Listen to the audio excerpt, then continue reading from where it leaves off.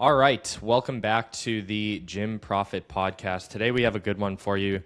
This podcast is titled, Understand This One Thing Before You Run Ads for Your Gym. And it's really important. It's something that we've recently added to our training portal, which is just how to think about marketing.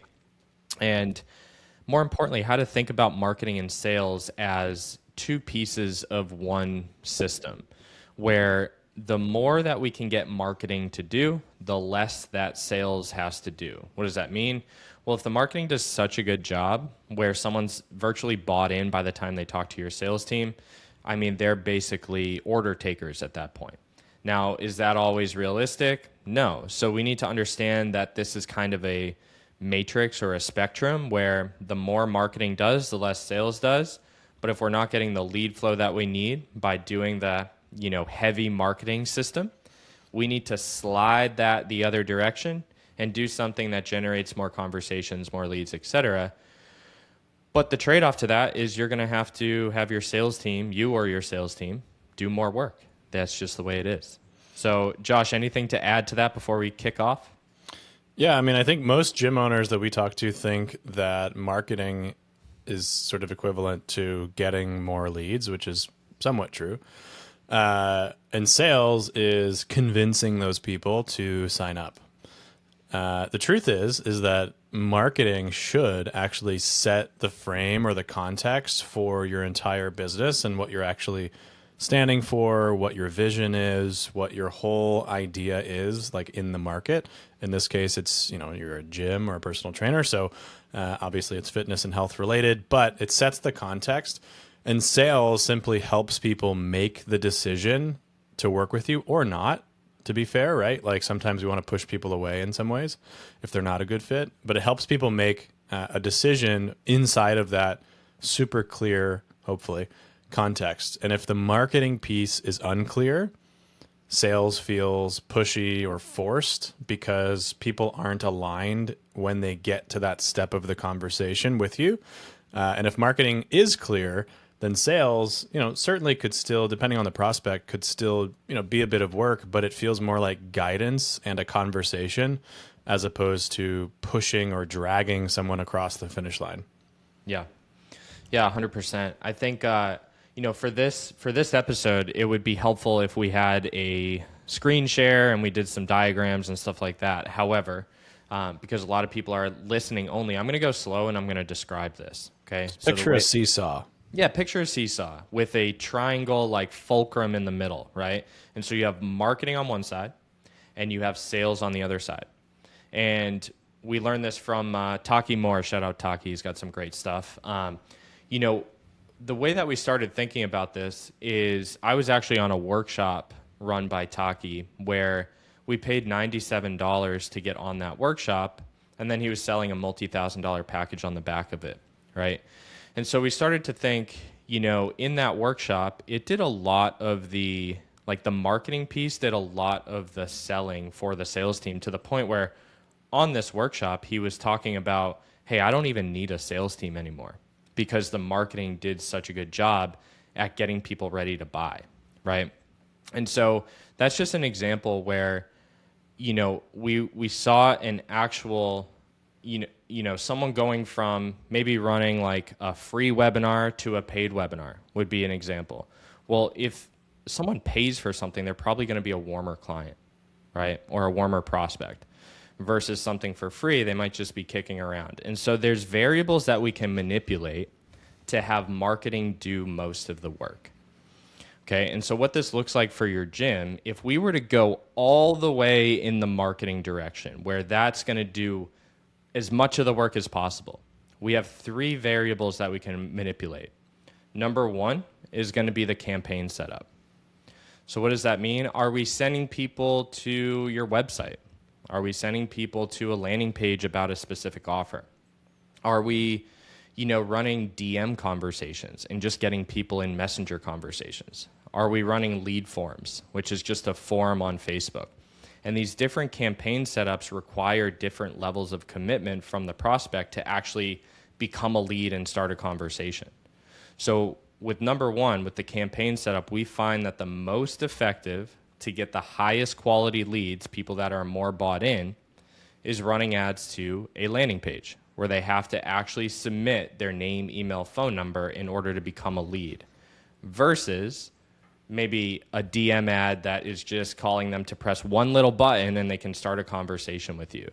You're going to have to filter through a lot of poor quality if you go that direction. Okay, so number one is the campaign setup. If we can run ads to landing pages, we get high quality leads. The next piece is going to be the offer. So similar to Taki's example, is it a paid offer? Is it a free offer? Is it a transparently priced offer? Is it non-transparent? And so what that means is, are you running a 6-week transformation program with no price? Are you running a 6-week transformation program that's $300 and transparently priced? Well, someone that opts in for a $300 transparently priced offer that they see on Facebook, they go to a landing page and they're like, yes, I want this thing for $300. They're going to be an easier sale than someone that still has questions, right? Because you didn't give them all the information. Yeah, I can't tell you the number of people that for my own gym who I talk to, who I go through, the whole sales process and get to the sort of presentation piece of explaining, small group personal training and how it works, and how they're like, yeah, this is like already what I saw on your ad or on your website or whatever. And, oftentimes I feel a little silly because I'm repeating myself to some degree because you never know what people have seen, but it's good because you're reinforcing quite literally, I make a joke oftentimes of like, yeah, I basically am the website, I put that together. So I'm glad it makes sense because that's what we're talking about. So there's congruency, and that builds even more trust because people feel held through that process versus, if it's like Jay said, a DM ad or something, higher on the funnel, basically, with people with less awareness of who you are and what you do. Again, that's not inherently wrong. It just means that you're going to spend more time sort of coaxing people along and kind of getting them down the funnel manually. Mm-hmm. Yeah, 100%. The more transparency and congruency we can put on the ad, on the funnel to your entire process, obviously the more the client is bought in, right? And so when we manipulate this variable too, which is the offer, let's just say you charge $300 a month for small group personal training, which is on the lower end, but let's just say that's what you do. Well, if you ran an offer to something that was maybe 4 weeks or 6 weeks for $300 and someone's opting in saying, yes, I understand the value here and I want to pay these prices, that's probably a really high quality lead. And we can attest to this because we have our gyms that are running this offer literally close these people through text, like sending a payment link, see you on Monday. So that's marketing doing a ton of the work between the campaign setup and the offer. The last variable that we can manipulate is the ad creative. And I leave this for last because we've kind of flip-flopped. For a long time, we thought, the offer was the most important piece. But more and more, what we're seeing is the ad creative is what gets someone to actually opt in and be, actually want to work with you. And so when we talk about ad creative, what's going to create more buy-in from the prospect? Is it a spammy image that says women in X area who want to lose 20 pounds and then a picture of like some model or something? Like that feels incongruent, especially to a high ticket small group or PT studio, right? And so that's what we mean by congruency. If someone's seeing that and then they're going to a landing page that talks about small group personal training, it just feels off. And so what creates more buy-in is a video where you're speaking directly to that person, directly to their problems, and then offering solutions. And then, by the way, when they make it to the landing page, everything you just said is reiterated on the landing page. So this is what we mean by congruency all the way through. They see the ad, makes sense. They click, they go to the landing page, reinforces everything they just said. By the time they talk to Josh to actually, consider purchasing, again, it's congruent. Everything Josh is saying is everything they've already read, right? And so this is the way to create marketing that does 95% of the work to get the highest quality leads that are already bought in, is manipulating those three variables. So just to recap, campaign setup to a high quality landing page. You have the offer. Ideally, it's transparently priced, and not like a free offer, because that's going to get tire kickers. And then lastly, you have ad creative that can be as simple as a selfie style video speaking directly to that person's problems and offering a solution.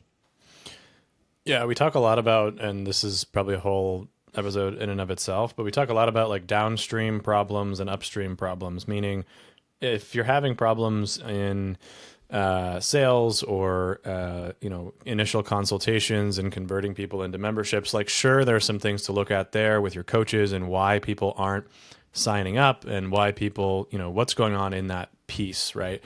But we also want to make sure that we're not attributing too much of that to just the fact that maybe your coach is untrained or, that not good at sales automatically. We want to look up the stream and say where in the marketing did something fall flat or fall through. For example, marketing should remove a lot of the confusion or mistrust or essentially the wrong people, to some degree price shock if we're doing like a transparent offer, even if it's non-transparent, meaning your program, maybe is, $500, $600 a month with small group, or if it's personal training, it's even more, with a package of sessions. You're not going to put that on the ad more than likely. And so even with that, you can still do things in, the marketing side and of course also the sales process to anchor pricing in a way that makes sense for the prospect's brain so that it's not shocking. So really the question you need to be asking is not necessarily always, there's this big push on sales right now. How do I get better at sales, right? Well, sure, but like also what can we do on the marketing side to remove, any of the sort of objections or issues downstream in the sales process? Yeah, and I would say most gym owners that come to us from working with an agency, the complaint is, yeah, they got us 100, 200, 300 leads a month, but no one would answer the phone, right? And this is just an example of marketing not doing a lot of the work, not being transparent, not being congruent with the process, so that the prospect doesn't want to answer your calls, doesn't want to text you back, doesn't even remember what they opted in for. Like, we actually want to create friction so that it repels the wrong people, but the right people really resonate with the messaging and want to work with you, right? And so that's just a really good example. And Josh mentioned it. If you have an offer, like maybe you're a PT first facility and everyone starts on 12 sessions, and then they go to small group and everyone starts with like 12 weeks. Maybe it's PT first into small group, maybe you coach nutrition, and you're like, hey, everyone pays $3,000 on the front end.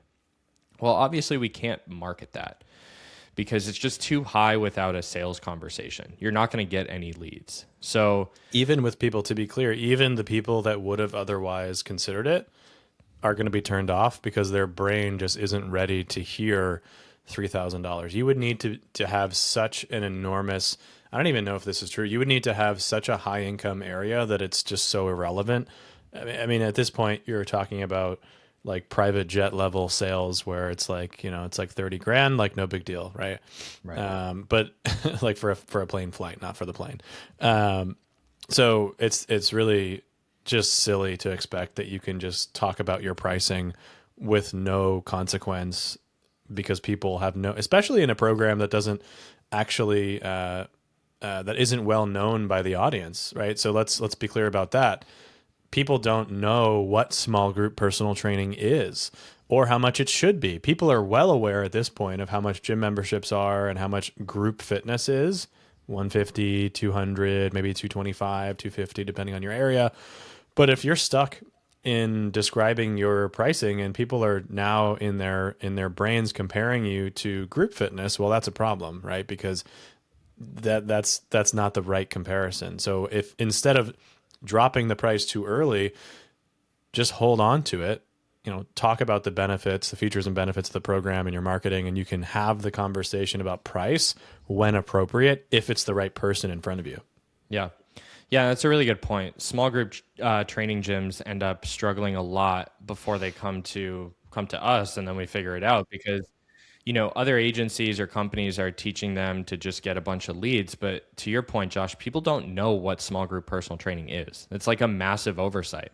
So what we do to kind of solve that is on the marketing system, we educate the prospect, right? We kind of teach them, hey, here's a group option. Here's a personal training option. Here's where small group fits in. And then by the time they opt in and have a call booked with you, they have context, right?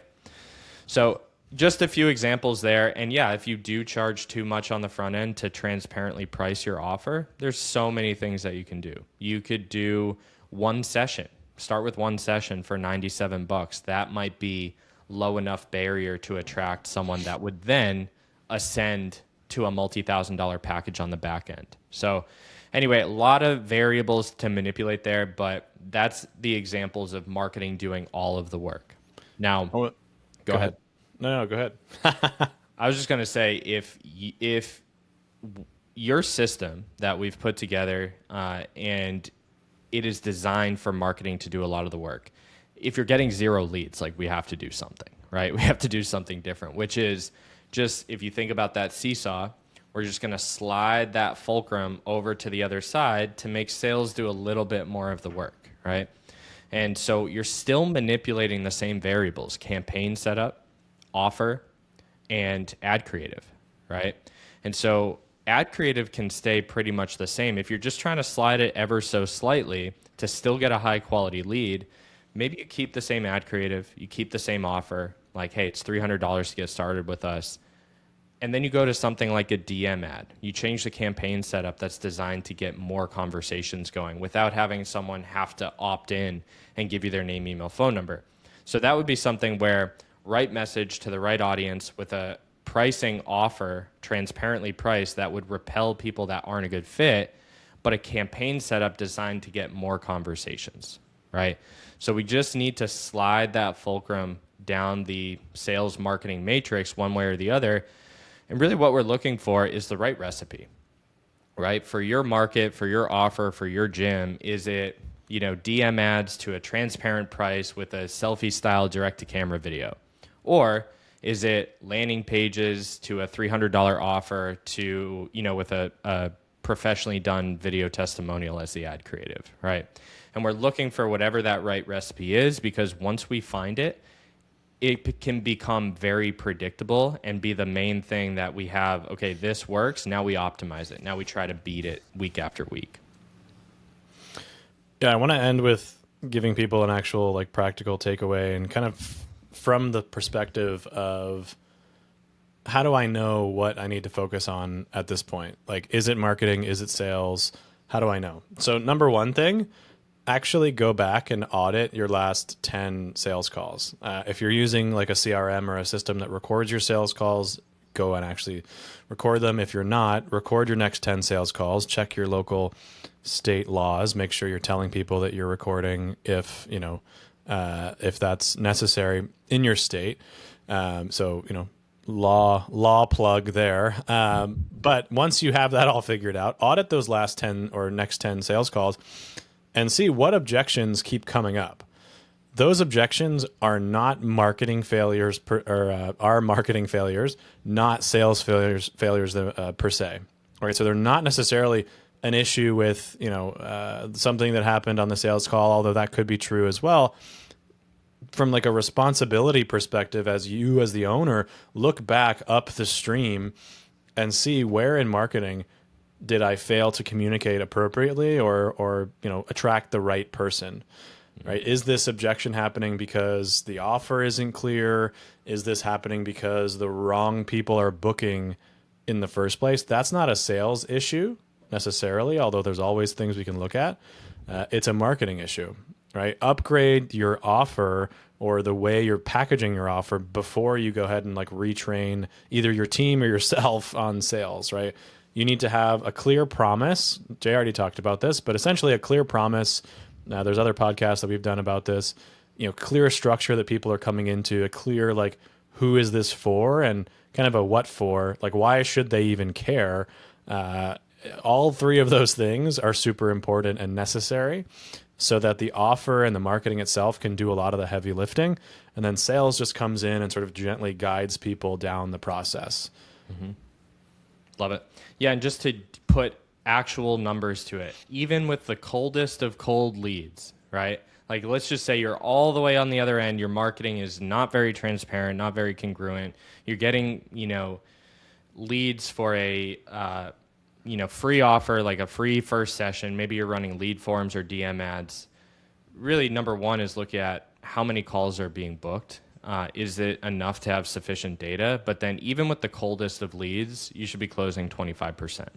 Now, what we like to do with most gyms is we like to get them less leads, higher quality, more bought in, and we can see close rate upwards of 80%. Okay? So if you're running super cold, leads or cold traffic, and you're, not very transparent, you're more on that sales side of the spectrum, and you're not closing 25%, it's probably a sales problem. On the other hand, if you're running a heavy marketing system that is designed to get the highest quality leads, and they're closing less than 50%, I would look at the sales process there. So as we then move that back to, marketing focused, the sales close ratio should increase, right? Because they're more bought in. So minimum 25%. If you're below that on like a cold offer, something's wrong. As you build a better marketing system, that should go up. If it doesn't, something's wrong.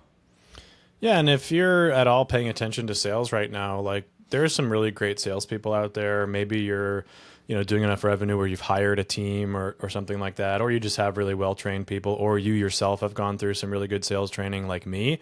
Great salespeople can like overcome, issues in marketing on the spot, on the fly. You can like overcome it, finagle, in the conversation, kind of work through it.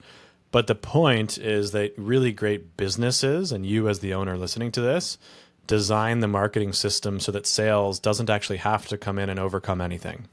Yeah, 100%. All right, with that is the end of the podcast. If you guys need help, if you're a gym owner and you've been stuck, you're probably stuck because there's a constraint on the business and you're focusing on the wrong things. So what do we do at FitRev? We help you solve those constraints. Typically, they are your attrition's too high, you're getting cancellations, you need to increase your organic referrals, you need to maybe charge more, fix your pricing. You need a lot of help on the business side. The reality is, if two things happen, your business will double inside of 12 months. And those two things are bring attrition as low to zero as possible, right? 1 to 3% is doable for small group gyms and PT studios. That's where we need to be. If you're beyond that, you probably need our help. You need to clean up some things on the business side. Number 2, layer on paid acquisition to just get 5, maybe 10 new members a month if you can even handle it. Once we do those two things, attrition goes almost to zero, and we layer on paid acquisition, you will absolutely skyrocket your business. So if you need help with that, if you want to work with a team of 7-figure gym owners, people running these highly converting marketing systems that do a lot of the sales process for you, if you need our help, fitrevconsulting.com. You can click the link in the description, go to our website, fill out a form, talk to us directly, and we'll see how we can help. Josh, anything? That's all I was going to say. If you want to clean up your business and increase revenue by 2, 3, 4, 5, 10x, Let's go. let's help you do it. Cool. See you guys in the next one.